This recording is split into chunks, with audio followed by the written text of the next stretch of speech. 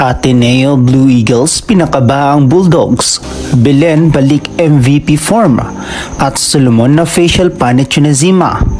Good day ka-trending, this is Kuya Jeff, the voiced artist of this channel. Bago natin yan pag-usapan ay huwag mo munang kalimutan mag-subscribe and click the notification bell para maging updated ka sa latest Pilipinas volleyball trends. Naging intense nga ang laban ng NU Lady Bulldogs kontra Ateneo Blue Eagles na ang pinakaba ng Ateneo ang koponan ng NU. It's a 5-setter match nga ang ipinamalas nilang laban na ito, to the point na marami ang humanga sa determinasyon ng Ateneo. On the other side ay nagkaroon nga ng doubt sa mga fans ng NU dahil sa performance na ipinakita nila kontra Ateneo.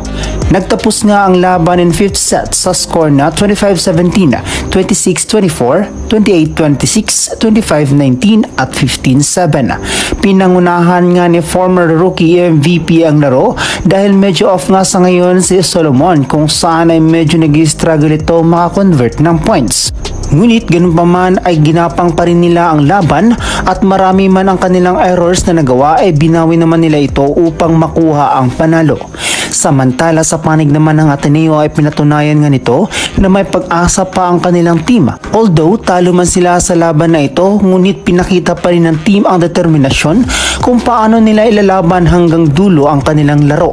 Isa nga ito sa nakakabilib na stint na nagawa ng Eagles dahil marami nga ang nag-aakala na 3 sets lang ang gagawin nila sa Ateneo. Ngunit binigo ito ng Blue Eagles at lumaban hanggang dulo. Nagawan pa ngang ma-facial ni Chunashima si Solomon gamit ang kanyang deep cross-court spike at humingi naman ito ng paumanhin after nitong makatama. Marami man ang nambabash sa kanila ay hindi nga ito naging balakid upang bumaba ang kanilang tingin sa sarili. Bagkus naging eager pa ang team na patunayan ang kanilang husay sa pagva-volleyball. Although ang naging balakid lang talaga sa kanila ay ang kanilang pagiging hindi consistent. Andun na nga sila sa momentum, ngunit naagaw pa rin ito ng NU at nakuha pa rin ang panalo.